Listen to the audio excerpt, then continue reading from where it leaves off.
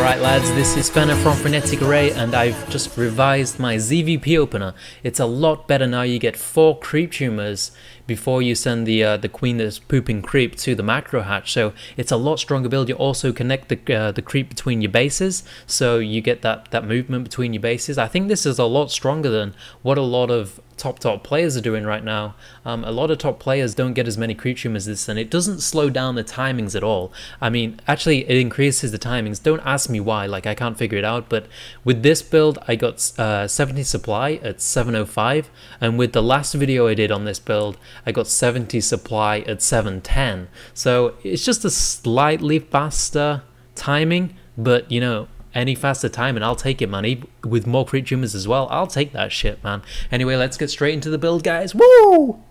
So first off, we want to send our first Overlord to the natural of the opponent because we want to see if he goes Nexus first or Forge first. We only want to be doing this build if he does go for Nexus or Forge first. And then we want to go ahead and get a 9 Overlord as always and send him straight to the natural, as we want to be able to see what's going on over our natural as we pop the hatch down so we don't get cannon rushed or something like that. After that, we want to go and throw down a 15 spawning pool nice and safe instead of going for the hatch first where we can just lose to a cannon rush. Then at 16 supply, grab a drone, send it to your natural and go ahead and build another hatchery. If this hatchery gets blocked by a probe, you can go ahead and take it at your third base as long as you've seen what he's doing at his natural. If he's building a Nexus or a Forge, you are okay to go and take it at the third base. If he's going Gateway first, then you don't want to take it at the third base and you just want to wait until Lings pop so you can go ahead and take it at the natural instead. After that, at 15 supply, you want to go ahead and get an Overlord, rally him up to the third base so you can spot that with the Overlord, and then when the spawning pool finishes, you want to go ahead and get a Queen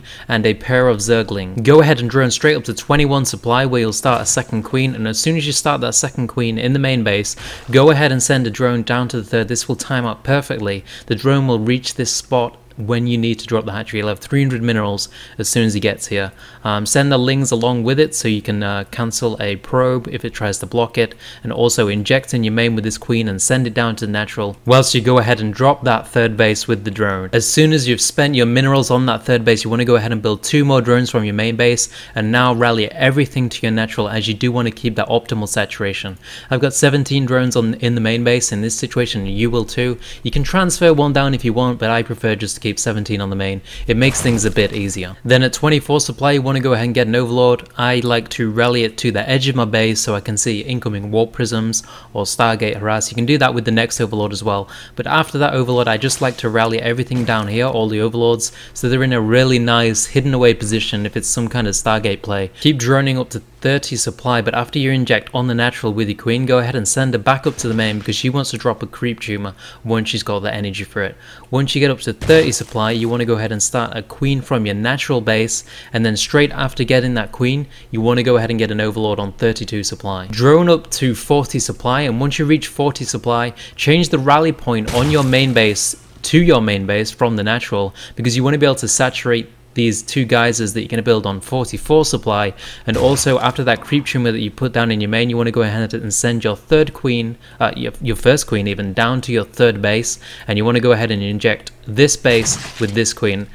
And then what we want to do from here is get Double Overlord on 48 supply. Make sure to put dudes in those gas geysers, and we want to keep optimal saturation on all bases. We want 16 drones on every base, and once we've got 16 drones on both of these bases, which you can see I have in this replay, you want to go ahead and rally everything to the third base, and all the drones are just going to go from there from now on. Also, something I just missed there, after the Double Overlord on 48 supply, you want to start a Queen from your third base. This will be used for the extra 3 tumors we're going to use before sending her to the macro hatch that we're going to build later on. From this point forward, it's very simple. Since you built Double Overlord, you have a supply cap of 70 supply right now, so everything, all you're doing is just droning this third base up, and then with the first 100 gas, you're going to go ahead and get that Lair.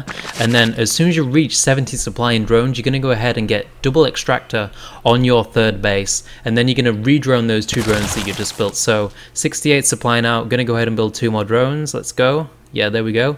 And then what we want to do, next 100 gas, we want to get Ling speed, and then we want to get a macro hatchery, and then we're just going to go ahead and build 5 overlords, and all that supply that we get from those 5 overlords, we're just going to make Zerglings. And that is pretty much the build. If you wanted to go into Roach from this, you could throw a Roachron down right now.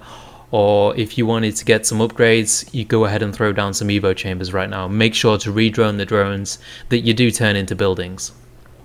With this opener, I do manage to max out with Ling Hydra at 11 minutes 50, so I think it's a really strong opener.